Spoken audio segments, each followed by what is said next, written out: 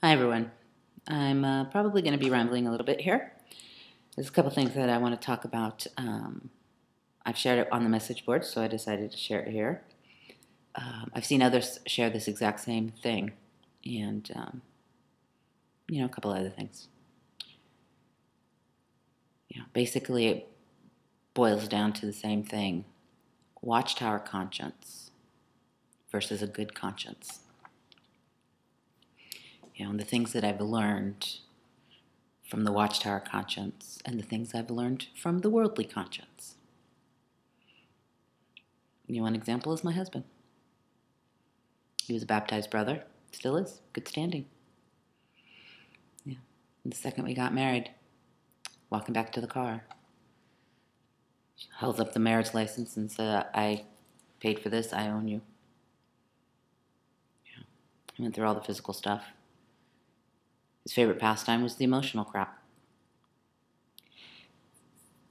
His favorite thing was pulling tricks on me to make me think I was going crazy. He was literally trying to drive me insane. Found out after we got married that he had a drug and alcohol problem. And he just recently spent time in jail for stabbing somebody in a road rage incident. But he's still in good standing. Way to go. And the advice that I was given, give him more sex.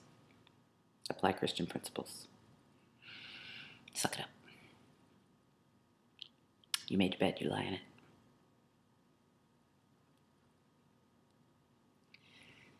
The thing that I find so vile about the advice in this article is the men who are giving this advice don't have the first inkling of what they're advising you to do. They've been protected their whole lives. They sit up in their ivory tower and they make up the rules. They don't care about you. They just care about keeping the numbers up. But what's so vile about this article and this advice that they're giving you?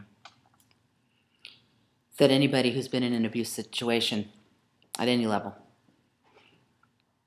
knows that abusers are cowards. They like their victims, and they like them submissive. If the victims fight back, they're no fun. Because they don't really want to fight with anybody that's going to fight back. They like you to lay down and take it. So the more submissive that I tried to be, the more of those Christian duties I tried to do, the more I tried to be a better wife. The better victim I was, the more of a punching bag I became. I can look back now. I didn't realize it at the time, but I look back now in the last year where I was mentally gearing up to leave. When I just didn't care anymore.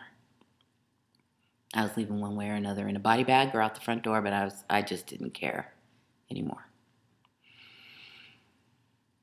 And I wasn't laying down being the victim. Granted, I never actually physically fought back until the very last time, but he'd go to throw a punch, and I'd be like, right here, baby. Give me one right here. Good one. Right there. What are you doing that for? One nice big bruise so everybody can see what a man you are. Sometimes those tactics worked. Sometimes they didn't. But I can look back and see the last year is when I got the least amount of beatings. Because I wasn't the submissive doormat anymore. I didn't care. My father was not an abuser, but I thought he was the exception to the rule. By the time I left this organization, men were. I hated you guys. You were the scum of the earth, and I wanted you all to die. Because this was a baptized brother. This was a believer. If this was the best that I could get, if this was a baptized brother in this loving organization, worldly men must be 100 times worse. You were scum. My apartment and my job, when I left, landed me right smack in the middle of the gay community. Worked in the gay community, and I lived in the gay community. There wasn't a straight person other than myself for 10 miles in any direction. But you guys saved my life. I got 2 big revelations from being immersed in this. Because I grew up with all the vile crap that is taught regarding homosexuality. And I believed it because that's the way I was taught. That was my first revelation, was like, holy crap. There's nothing wrong with you guys. You guys are just people trying to figure it out, just like the rest of us. You got your long-term loving relationships, you've got those that are struggling, and you got your sluts, just like in the heterosexual community. What do you know? You're people. Wow, just like me. You were also men, and you were safe. You didn't want anything from me other than my friendship. And I was able to see that not all men hit.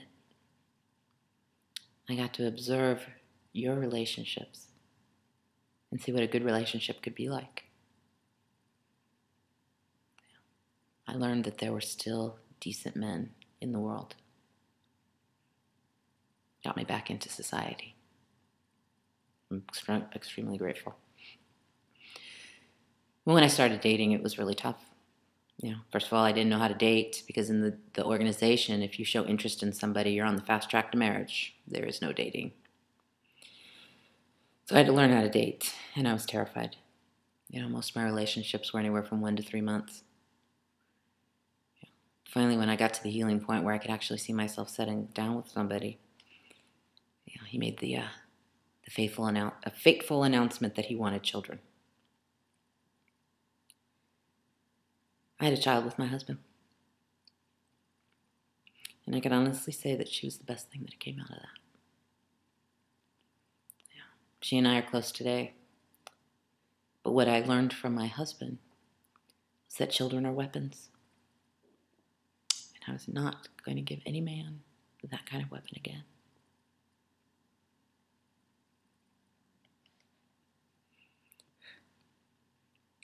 So it was over. Found out later he got married and had kids, and I'm extremely happy for him because he was a really good guy.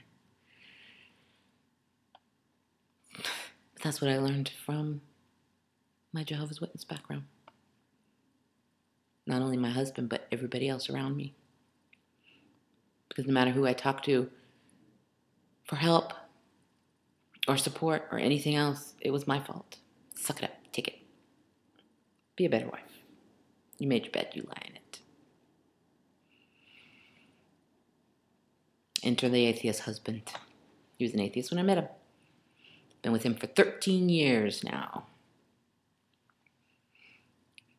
And this man has never given me a reason to fear him or distrust him. This man has taught me what being in a relationship really is. He's taught me that it's a partnership. It's a friendship. He's taught me what tenderness is, and joy, and peace, and comfort, and support, and all of those other wonderful things that the witnesses claim they have. I have learned more about what is it? The fruitages of the Spirit, as mentioned in the Bible, from my worldly friends, from my atheist husband, than I ever did from the Jehovah's Witnesses. I learned being a witness, how to suffer. I learned pain, terror, isolation, loneliness. And when I left my husband, I lost my family. There was no scriptural reason to get divorced. So I had to leave. I lost them. I lost my religion.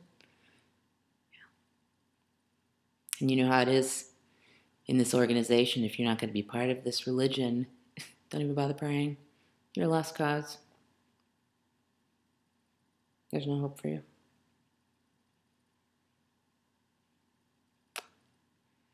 So yeah. Watchtower conscience. No empathy.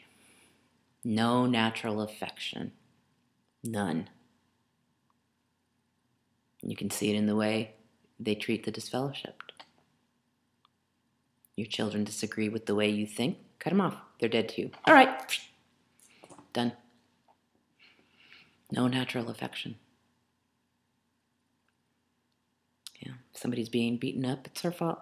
She needs to apply Christian principles. No empathy. No feeling. Yeah. Your conscience has been burned, destroyed, and replaced with the Watchtower conscience. And even if you know something is wrong, you have to agree with the Watchtower. And you'll defend it no matter how ridiculous it sounds. You have to convince yourself that these men are right. You'll cut off your family. You'll cut off friends. You'll watch people suffer. And some of you even take joy in it. This is not, I don't hate the witnesses. You're victims the way I was a victim. I too defended this as the truth up until just recently. Yeah. There was a post on a message board, I don't know, about 6-7 weeks ago. We hear so much about the bad things that happen in this organization. Name one good thing that you learned from being a witness. And I honestly can't think of one thing. I've been thinking about this very hard since I saw that post. I cannot think of one thing. I look back and I can see all the lies that I told myself that were good in order to defend this as the truth. But honestly, there's not a single thing. Not a single thing. There were people that I liked. But what did I learn? What good came from me? What good came from this organization? What happy memory do I have for being in this organization? Not a thing. And I don't know why I held on to it so long. Well, I know why, because I was programmed that it was the truth. I was programmed that this was God's organization. So I don't fault the witnesses, you're victims as well as I was. But I do find it ironic that they call themselves a loving organization. And they can do all this stuff and not even bat an eye. They can turn their back on all of the different kinds of abuse that goes on in this organization. Because the Watchtower either says it's not happening or that you just have to suck it up and take it. Yeah. These are just men. Men who don't have a clue. Men who do not care about you. They only care about keeping the numbers up. Keeping the numbers up. And if any of you were honest with yourselves, you'd see it. Yeah, you can sit in meetings, and I know there's times where your conscience is bothering you because it's like, this isn't right. But then the programming kicks in, and you have to defend it. No, they're the governing body. They must be right. Blah, blah, blah. And again, I know because I've been there. But I will take worldly conscience that has all these good fruitages of the Spirit. Love, joy, kindness, human decency, compassion, empathy, etc. that I've learned from the worldly over Jehovah's Witness teaching any day, where they teach hate, lack of empathy, no natural affection, pain, suffer. Anyway, that's all I have. Talk to you later.